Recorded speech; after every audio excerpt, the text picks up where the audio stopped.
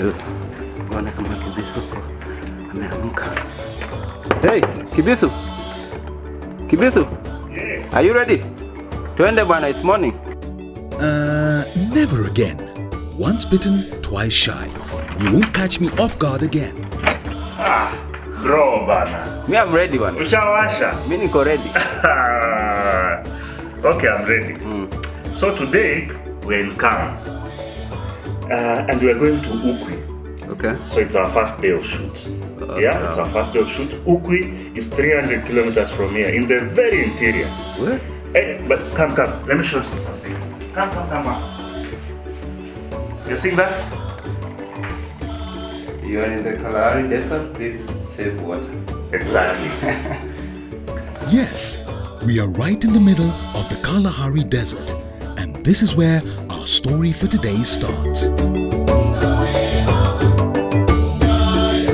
Before we set off, let me start from where I stopped last week.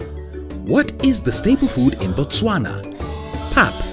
It acts as a base for many dishes. It is inexpensive and also quite filling. My fellow Kenyans, let's not start overthinking. Pap is nothing but soft ugali.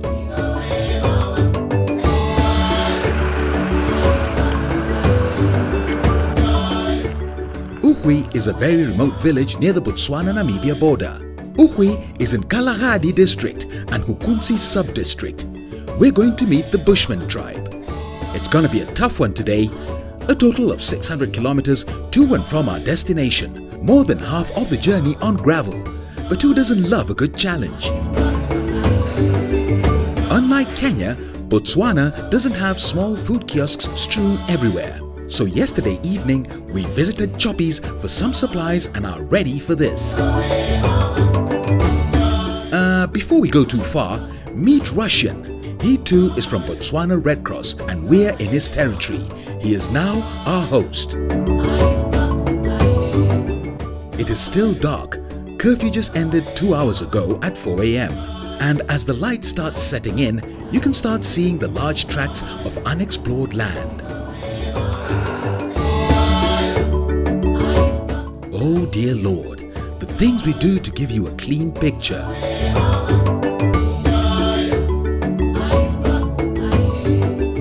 Just arriving in Hukunsi now. In front of us is a kombi, Botswana's widely used form of transport. How do you know that it is actually a kombi? Blue plates. All public transport vehicles, including taxis, have these. They are also easily recognizable by the display of their routes at the front.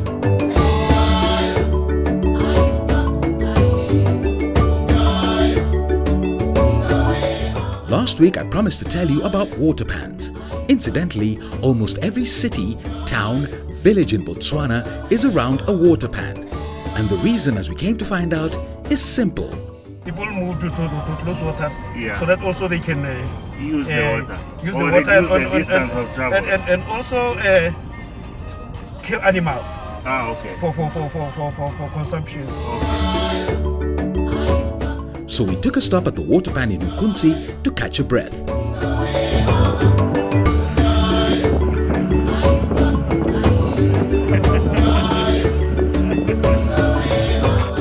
Even got a moment to show our hosts a few clips of our previous series, Inside Somaliland, and to tell them how excited I was to document the same for Botswana.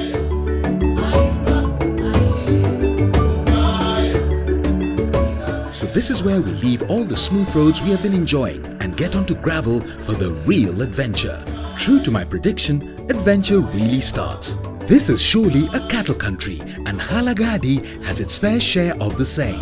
And this goes on and on and on for most of the journey till our next stop.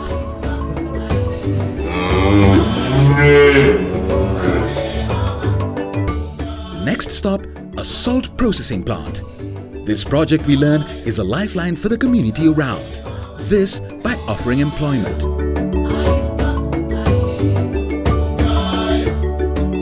We have been on the road for a while now. Ukwi is clearly not near. The stops too have usurped our energies. The conversations are slowly dying. Then, just like a thief in the night, here is Ukwi.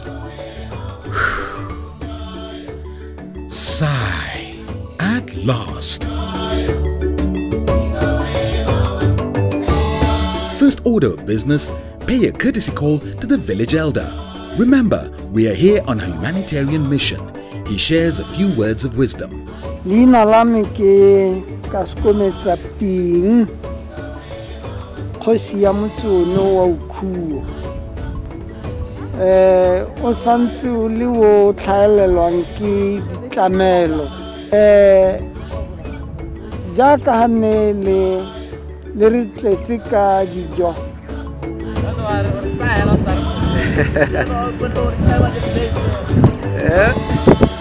My colleague Calvin's here is being funny, right?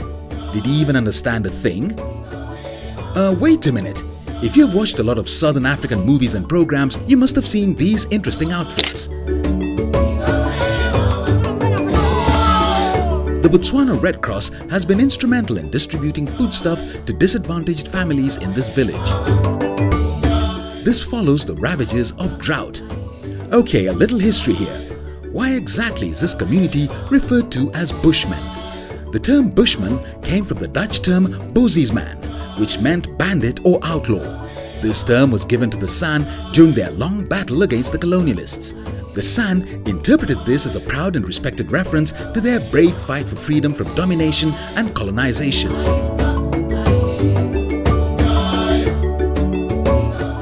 Oh, the love in this village. And if you're wondering why donkeys have their front legs tied, this helps them not to wander off. They are gracious enough to demonstrate to us just how this is done.